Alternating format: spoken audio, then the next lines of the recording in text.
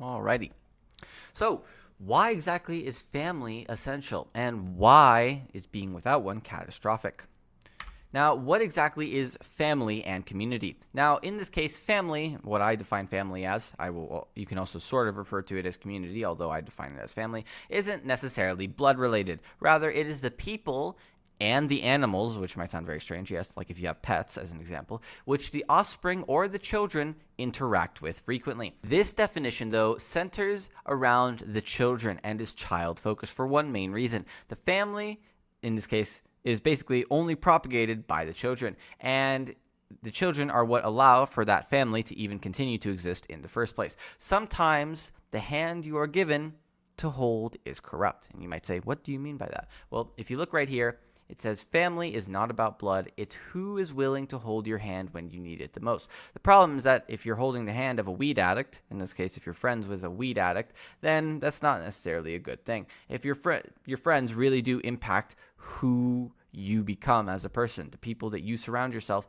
influence you and will dictate who you become as a person. That also includes, by the way, what you eat as well, which hopefully, God forbid, you eat the right thing. Because I don't want you growing up poorly if you're a child. Once again, if you're interested in all that, go check out the nutrition playlist. I have it all there. And optimal health playlist. I have it all there. Now, this definition of family is a little bit more fluid. In fact, you can probably use the word community, which is why I said /community. I just am going to refer to it as family, though.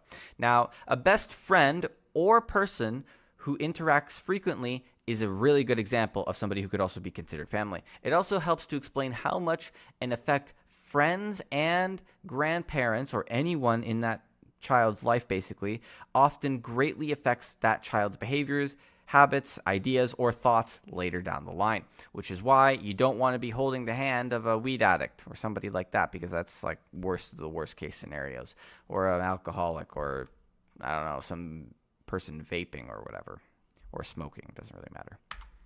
Now, why exactly is family important? Depending on the family, the child may or may not turn out to be mentally stable, as well as productive to society and contribute to a better future.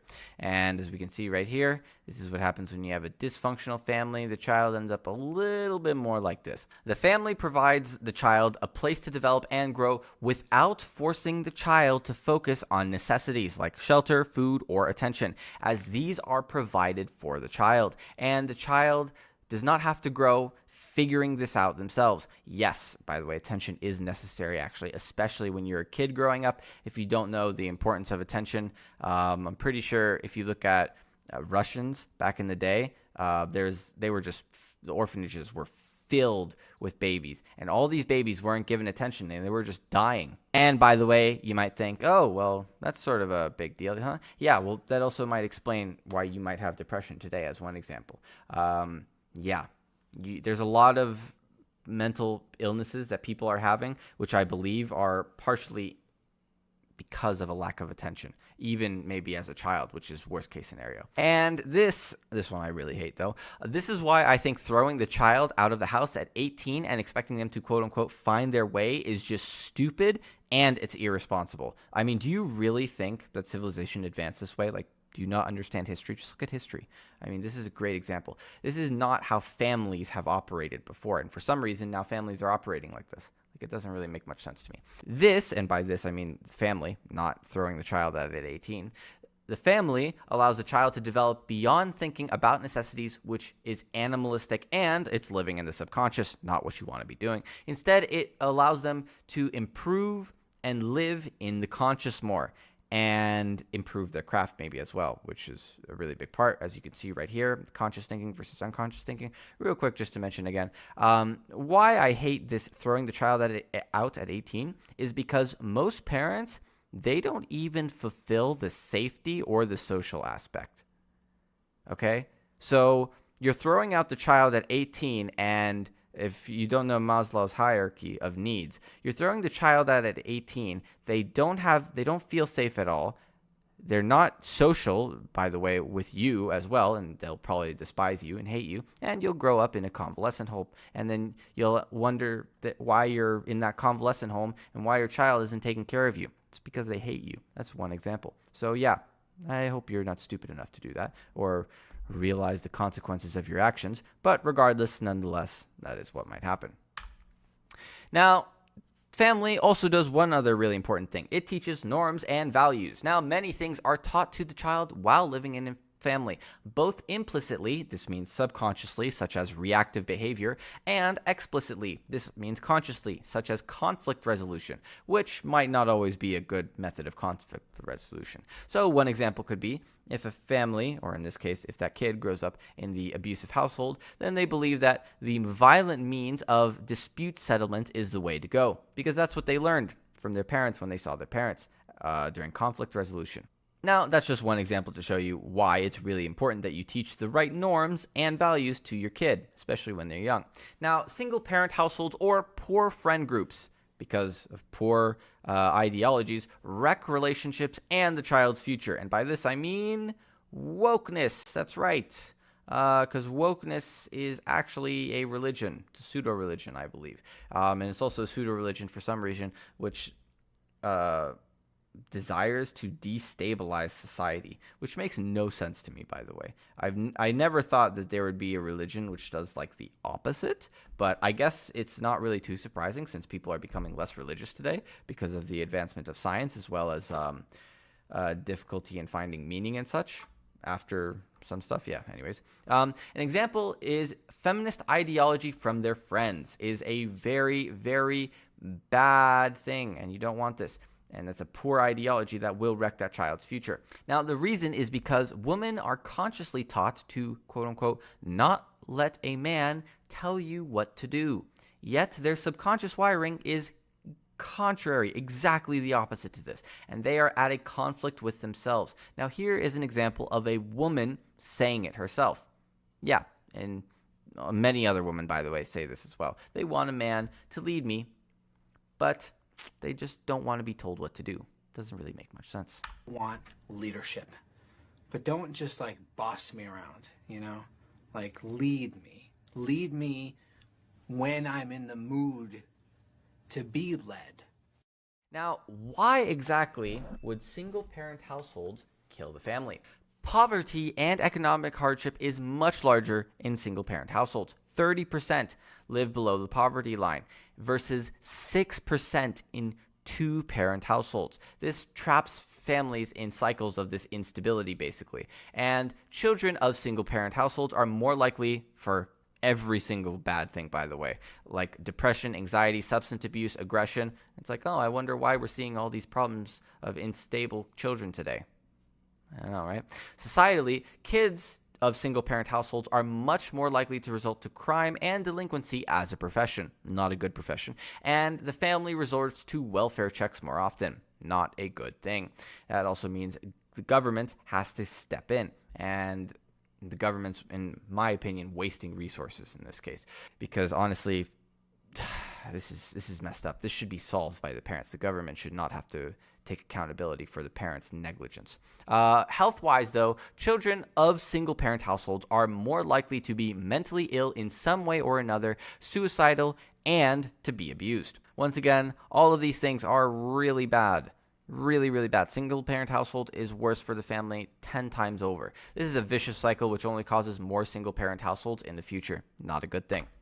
Now, what exactly happens when the pillar of the family erodes? If you don't know who this is somebody in a school. You can probably guess where I'm going with this. When the pillar of family erodes, we get what we have today, a slow degradation of society and clear examples of mental instability, depression, and meaningless violence exist and increasing. Meaningless violence, by the way, means violence which does not even serve a beneficial outcome for the person conducting the violence. And now a really good example of this is a gang member or mafia member may have much more violent tendencies, maybe even than him, who knows. Probably not, though, honestly. But their violence was monetary and for money. So they're actually doing it for a beneficial outcome for himself. He's not even doing this for like a self outcome. He's doing this for like mental instability. That's the problem. That's the real problem behind all of this.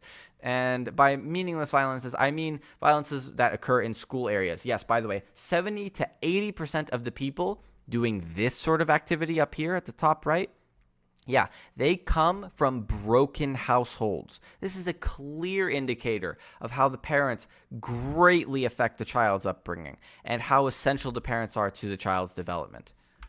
Now, what else dictates problems like these? Now, the relationship dynamics among parents, a big example, by the way, is arguing. Teaches the children both conscious and subconscious behavior, which is really bad. Now, in poor relationships, this is a majority, by the way, of them, the two parents will argue, and any form of argument, by the way, is an indicator of a poor relationship, and this affects the child dramatically. If you think that this does not affect the child, you're living in delusion. This affects the child a lot. Speaking from personal experience on this one. Now, besides poor nutrition, media influences, peer influences, all contributing to this sort of behavior, which is pretty messed up. Yes, and by this I mean violence occurring in schools. The family, religion, and education are all great at preventing this, usually, from going too far. However, if you don't already know, these are pillars of society, and they're destabilizing. The family is eroding. Because one, single parent households. Two, religion is eroding, which means people's need for acceptance and finding some form of acceptance is eroding. So they're finding meaninglessness, and yeah, I think we could sort of infer what I'm talking about there. And the education is just poor at teaching kids anything. Honestly, it teaches kids the most useless information. It doesn't even teach kids, by the way. It just forces them to memorize. But as those erode as well, problems of clear societal instability start to emerge and become much more obvious. Like this guy right here. As these start to erode, yeah, you get more of those guys. Violence at schools. Not a good thing. Now, a really interesting thing, by the way, I've noticed is often the more advanced the society, the more pillars which are required to stabilize it. But as society becomes less advanced, there are less pillars that are required to stabilize it. And that's a pretty interesting thing. That's what I've noticed anyways. Now, if you're interested in all the things that I mentioned before, for instance, poor nutrition, my channel, I have a playlist on this, by the way.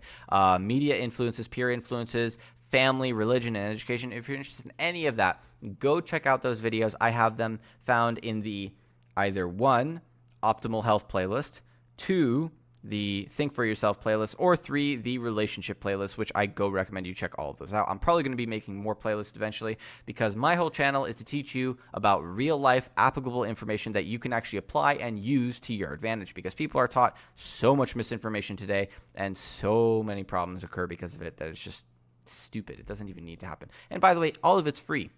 I should be charging like hundreds of dollars for all of that information, and it's free. So please take advantage of it. The only difference is members get early access to the videos the second I post them, but all the videos will eventually be free to everybody because I think